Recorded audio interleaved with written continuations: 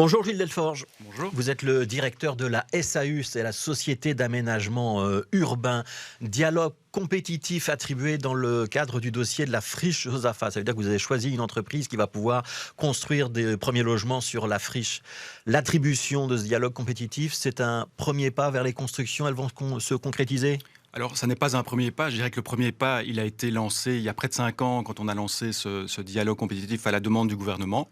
Il y a un certain nombre d'étapes qui ont eu lieu entre-temps avec différents candidats, mais également suite à certaines décisions prises dans l'intervalle par le gouvernement bruxellois, et notamment sous cette législature. Vous vous en souvenez, en 2020, avec l'adoption d'un plan d'aménagement, enfin d'un projet de plan d'aménagement directeur qui visait à permettre certes une construction sur une partie de la friche, mais également la protection, en préserver une autre partie.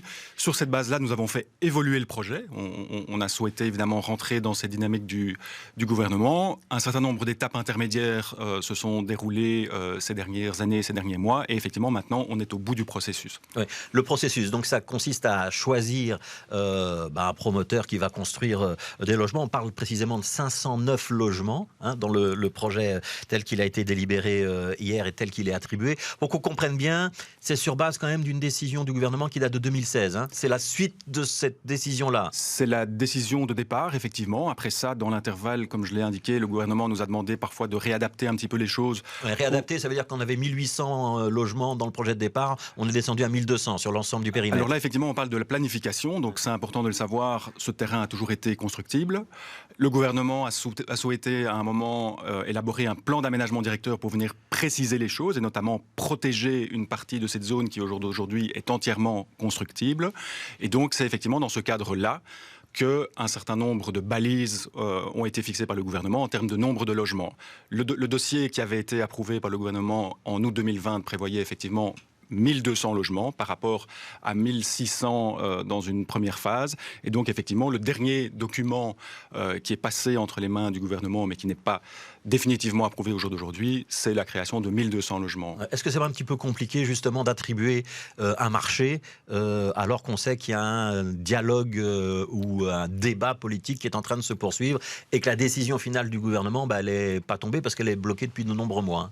Alors, deux choses par rapport à ça. Premièrement, c'est une décision finalement assez simple à prendre dans le sens où nous sommes quelque part amenés nécessairement à devoir nous prononcer sur cette procédure qu'on ne nous a jamais demandé d'arrêter, tout simplement parce qu'on est arrivé au bout du processus. Il n'y a pas eu de signal stop de la part du gouvernement bruxellois. Il n'y a pas eu de signal stop de la part du gouvernement bruxellois et donc nous nous trouvons aujourd'hui dans une situation où, à défaut d'attribuer ce marché, les offres ne sont plus valables et donc il est de nos responsabilités au niveau des différentes administrations que de soumettre ce dossier à la décision de notre conseil d'administration.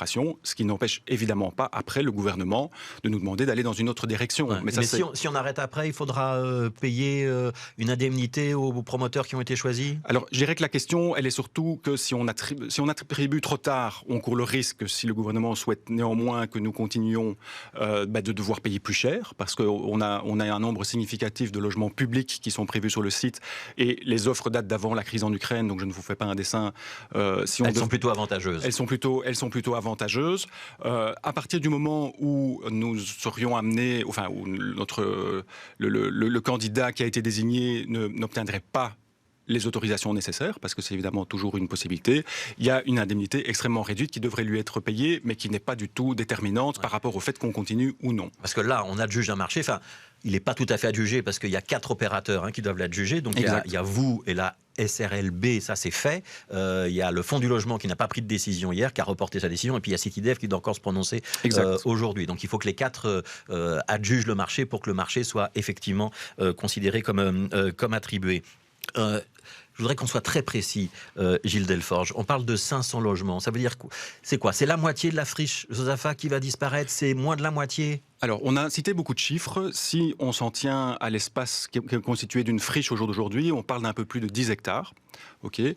Le dialogue compétitif porte sur environ 4 hectares de ces un peu plus de 10 hectares. Et de ces 4 hectares, il y a environ 2 hectares qui vont comme tels être construits. Tout le reste sera constitué d'espaces publics de pleine terre. Donc ça veut dire que c'est 25% de la friche Josaphat qui serait concernée par la construction de ces logements. Alors, si on se base sur le projet de PAD qui est sur la table du gouvernement, il y a encore la possibilité de construire un peu plus encore sur cette friche, mais de manière plutôt accessoire, à savoir une école et encore environ 5000 m² de logements. Tout le reste des logements qui sont prévus dans le cadre du projet de PAD sont situés de l'autre côté, dans une zone qui est moins sujet à polémique. Oui, donc ça veut dire 2 hectares sur 10 qui vont être bâtis si on va jusqu'au bout de ces marchés et s'il y a effectivement les constructions. Vous estimez que ça nuit à la biodiversité ou que c'est une proportion acceptable? Vous allez me dire, c'est pas une question pour la SAU, c'est une question pour les défenseurs de l'environnement, mais vous avez peut-être une idée. Alors, où j'ai une idée, c'est tout simplement que effectivement, il y avait un certain nombre d'alternatives qui avaient été proposées, qui sont, je pense, beaucoup moins pertinentes. On pourra en discuter si vous le souhaitez. Donc oui, je pense que cette zone a été étudiée depuis très longtemps et que donc c'est un équilibre qui me paraît optimal entre protection de la nature, parce qu'il faut savoir que dans les développements qui sont prévus, il y a aussi une amélioration du potentiel de biodiversité, vu qu'on va notamment développer de manière très importante les zones humides. Et vous le savez bien, les zones humides sont évidemment ont un potentiel très important en termes de développement de la biodiversité. Donc effectivement, de mon point de vue, mais je pense aussi de celui de nos collègues de Perspective Brussels, qui sont quand même à la base de tout ce qui est la planification à Bruxelles, ce projet est équilibré et a du sens. Il est compatible avec le maintien d'une certaine biodiversité? Il est tout à fait compatible avec le maintien d'une certaine biodiversité. La même exactement, non. Mais effectivement, c'est un équilibre. Il faut trouver des équilibres. Ouais. Qu'est-ce que vous répondez à ceux qui estiment, et c'était le cas de Pierre Reckmans du collectif Sauvons la Friche, qui était à votre place à ce micro hier, ceux qui estiment on aurait pu construire le même nombre de logements, mais en dehors du périmètre de la friche Josaphat, qu'on aurait pu bâtir tout autour et conserver la friche. C'était faisable ou pas? Alors, c'est une approche très théorique. Je vais vous donner les faits. Donc, au jour d'aujourd'hui, les terrains dont on parle qui pourraient constituer une alternative, ce sont des terrains qui sont constitués d'une zone d'industrie urbaine au jour d'aujourd'hui, avec des entreprises existantes qui sont sur le site. Ça veut dire qu'on devrait déménager les entreprises? Alors, il faudrait les exproprier. Elles ont des droits extrêmement longs. Elles ne sont pas simplement locataires, elles ont des droits parfois pour plus de 80 ans. Et une des volontés du gouvernement dans les étapes précédentes d'élaboration du PAD, c'était de dire qu'il est important de conserver des zones d'industrie urbaine en ville. Et donc, premier élément, ça voudrait dire supprimer ces zones d'industrie urbaine.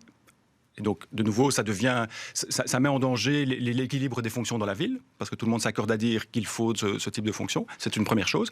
Ça coûterait énormément d'argent, parce qu'il serait nécessaire d'exproprier toutes ces entreprises. Et troisièmement, la qualité des logements qui y seraient développés serait très nettement inférieure à ce qui va pouvoir être développé de l'autre côté. Pourquoi? Parce qu'on devrait faire des barres plus hautes?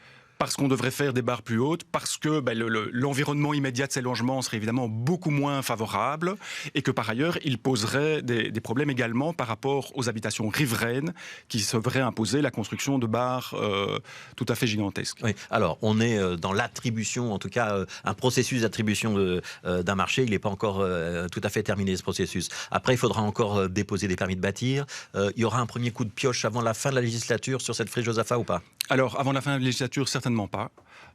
Donc, la prochaine étape, si le marché est attribué, c'est l'introduction d'une demande de permis de lotir, qui devra aboutir au mieux en octobre 2015. Et donc, s'en suivraient des demandes de permis d'urbanisme qui feraient qu'avant 2027, il n'y aurait pas le moindre coup de pioche sur le site. Vous ne regrettez pas la décision d'hier soir? Écoutez, moi, la question n'est pas si je la regrette ou pas. Moi, en tant que responsable d'une institution, je n'ai d'autre choix que de soumettre une décision. Mais ça vous semble la bonne décision? À titre personnel, ça me semble la bonne décision. En attendant, il appartient au gouvernement d'en décider.